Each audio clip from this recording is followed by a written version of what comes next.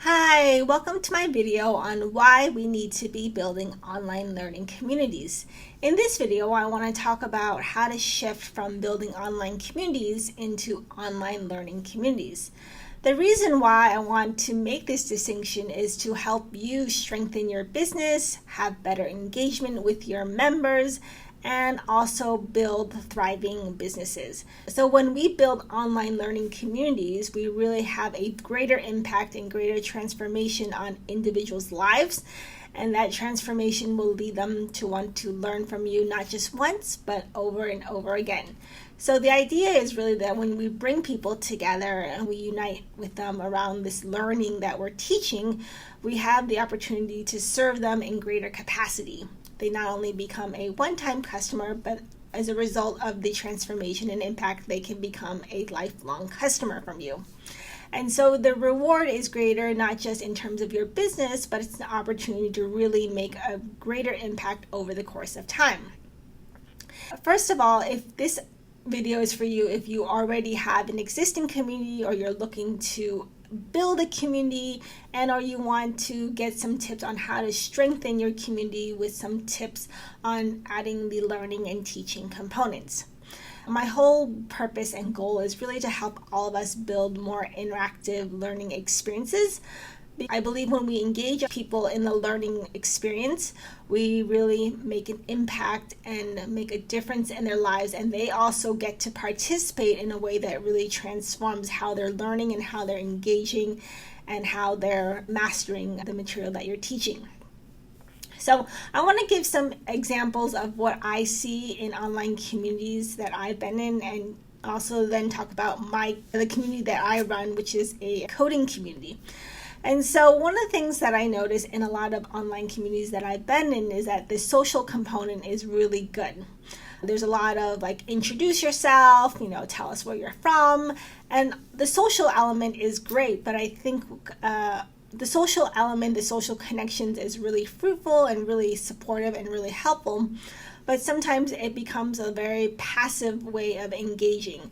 So there's a lot of introduce yourself and people will post and interact and engage, and then the dynamic and the energy sort of dissipates. It becomes a lot of scheduled posts with images or photos or just long copy, and people have short attention spans, and so the best way to really engage and turn your online community into a more engaging online learning community is by adding the learning component. And so I'll go into that in a bit. The other example I want to talk about is my experiences running a community myself and how we are planning to transform that into more of a learning community. And so I run a coding community. We call it Hacker Hours. Our primary goal is to help people get their first job as a programmer, as a developer, software engineer. The idea is just to get a job in tech. And so we started out as an in-person community, and then in the last few years we've shifted to virtual, and now we're sort of fluctuating between this hybrid format of virtual and or in-person, and maybe both. We're still experimenting. But what we noticed was when we ran events that were just sort of social, just everyone come online to Zoom or Google Meet and just hang out and co-work remotely, there was really not a lot of engagement. We had people show up, but we didn't have people feel we had people show up to these virtual things. They would type in the chat, but the problem is we never heard from these people again. While we did reach a lot of people from all over the world, not just in New York, we really didn't get a lot of people coming back. And so now that we've sort of changed into this more virtual / in-person, what I call a hybrid format, we're seeing a little bit of we're seeing some better results from how we're delivering our events and delivering the value in our community.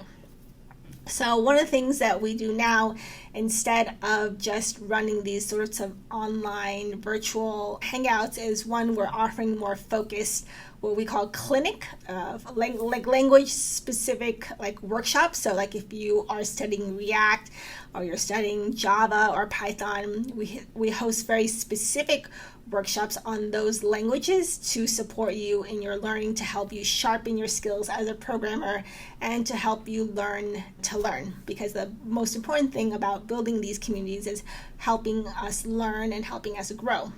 So that's one of the things that we have done. The other thing that we are implementing that is going to really, that you may want to suggest, the other thing that we're implementing that you may want to incorporate into your community is trainings. So what you may want to consider is having a monthly training. So maybe like what we do in a clinic style of language specific workshops, you may host a monthly training around a specific topic. For example, if you are a coach who teaches like money mindset, you may decide to host a monthly 1 hour training on some new money mindset beliefs that you're helping clients with that you've seen a lot of great results. The idea is that when you run trainings, people are more likely to participate and engage and ask questions and want to sign up for more of your workshops. So you can use these trainings in your group as learning, as teaching, and as potential market research to develop products in your business. And then the third tip that I have is to incorporate the game elements. So I talk a lot about how games can really make a difference in your online learning experience. The same way can be said for your online learning community.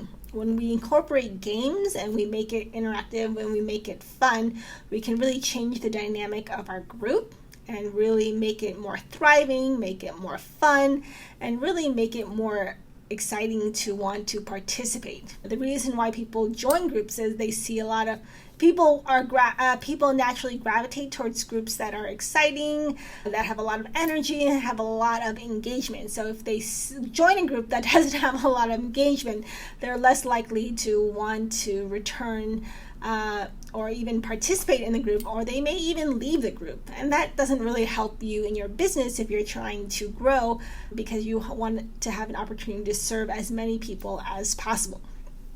So those are my 3 tips. Online communities thrive and succeed when we're all learning together. So include more opportunities to teach or train or introduce a new material that you're going to potentially launch into a product. That every opportunity that you teach and train and serve in your group is an opportunity to really reap the rewards. It sounds kind of cliche, but I really believe when we really serve and give and share, we really reap those rewards and benefits in our life. So those are my 3 tips for you to turn your online community into an online learning community. And let me know if any of those tips are helpful, what other questions you may have, and subscribe and let me know how I can help. Thank you again. Talk to you soon.